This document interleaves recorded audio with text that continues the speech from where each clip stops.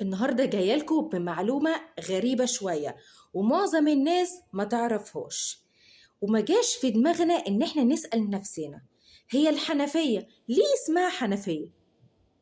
ليه مش بنقول عليها صنبور زي بقية الدول العربية؟ حتى في اللغة العربية اسمها صنبور، يعني لو فتحنا اي كتاب هنلاقي اسم صنبور، مش هنلاقيها مكتوبة حنفية. اشمعنى المصريين بيقولوا حنفية؟ بغض النظر ان احنا لغتنا دايما مميزة ودايما طريقتنا في الكلمات مختلفة عن بقية الدول، بس انا هقول لكم ليه بنقول عليها حنفية. سنة 1884 في الاحتلال الانجليزي اللي هو بريطانيا صدرت اوامر ان هم ينشئوا الصنابير، وخصوصا في المساجد، عشان يعني تسهل عملية الوضوء. لأن زمان كانوا دايما الوضوء بالكوز والطبق، وساعات ما بيبقاش في طبق، بالكوز كده يعني واحد يصب للتاني ويتوضى. ده كان بيبقى قدام المساجد، ودي كان مشوا عليها سنين كتيرة. فلما صدرت أوامر إن هم ينشئوا الصنابير دي كانت حاجة جديدة قوي، وناس كتيرة أو ما كانش تعرف يعني إيه صنبور دي. وناس كمان لما عرفت إن هي بتحدد نزول المية اعترضت. مين بقى الناس اللي اعترضت دي؟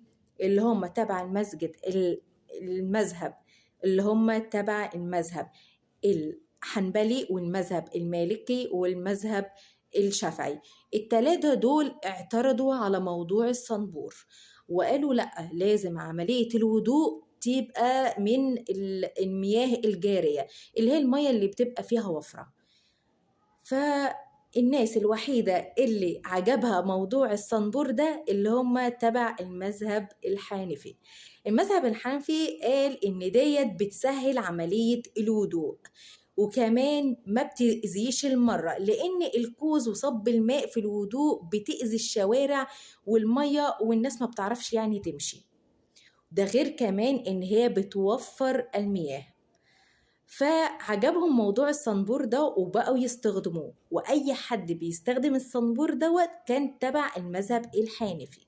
فكان كل اللي بيسألوا يقولوا ايه دي، يقولوا حنفية. ايه دي حنفية، لحد ما بقت اسمها حنفية، لأن هم اللي كانوا بيستخدموها. وواحدة واحدة كلهم بقوا يستخدموها، وبقت شيء أساسي جدا. عشان كده مصر بس اللي بتقول عليها حنفية، وفضلت الكلمة دي معانا لحد دلوقتي.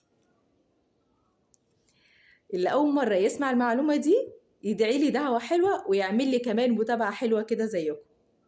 وما تنسوش اللايك والشير، واستنوني في معلومة جديدة، معلومة سارة.